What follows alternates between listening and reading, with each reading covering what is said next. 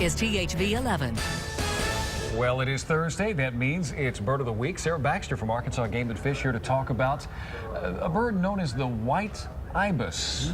That's right. Sarah. That's right. So this guy is actually in the same family as the roseate spoonbill, which is the last week's Bird of the Week. And I normally try to bounce around a little bit, but 'tis the season. These wading birds are here in good numbers right now in Arkansas.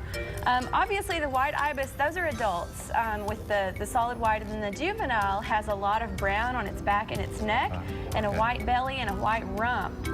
And you'll see them a lot of time in big numbers like this, and they fly together in large flocks. They also feed together in large flocks.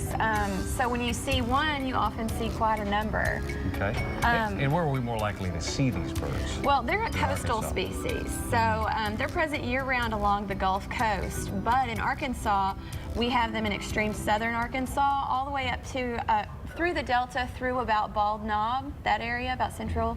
So Bald Knob National Wildlife Refuge is an excellent place to go and look for these guys. They like the same kind of habitat that the roseate spoonbill does. They like open wetland areas with kind of sparse vegetation, with shallow water and mud flats. And the reason for that, you can see their little down-curved bill. They use that bill to probe in the mud and get out insects and also crustaceans. And in Arkansas, that means crayfish.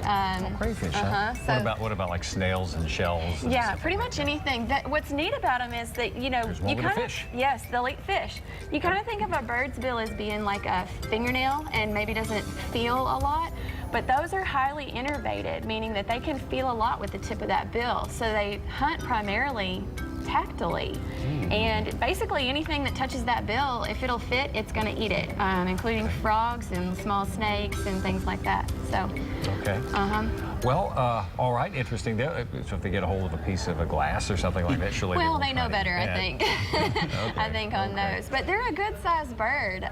You know, they're about 25 inches tall, weigh a little over 2 pounds. So they're good size, and just that down-curved bill is really unique looking. So did we talk about the color?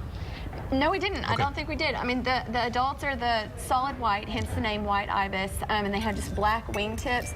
So a lot of the time when you see them flying, people may think that they're pelicans because pelicans are marked similarly. But that down-curved bill, it's got to be an ibis if it's got a bill like that. We do have 2 other species of ibis in Arkansas. They're very dark-bodied species, though. They're the glossy ibis and the white-faced ibis. Do they make a sound? They do make some sounds when they're feeding. They kind of make like a cooing sound, as they call it.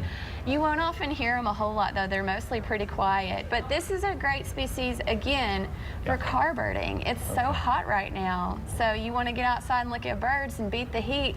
Go hit a county road with some mud flats or shallow water and see what you see. How often do you see this bird? This time of year, anytime you go to that kind of habitat, you're very likely to see one. I mean, it's not a guarantee, but they're much more common than the roseate spoonbill. All right. Sarah Baxter with Arkansas Game and Fish, and our Bird of the Week. We'll have another Bird of the Week next week. Okay, thanks, Sarah. Thank you. All right. With that, we'll take a break. We'll come back and have another check of the forecast right after this.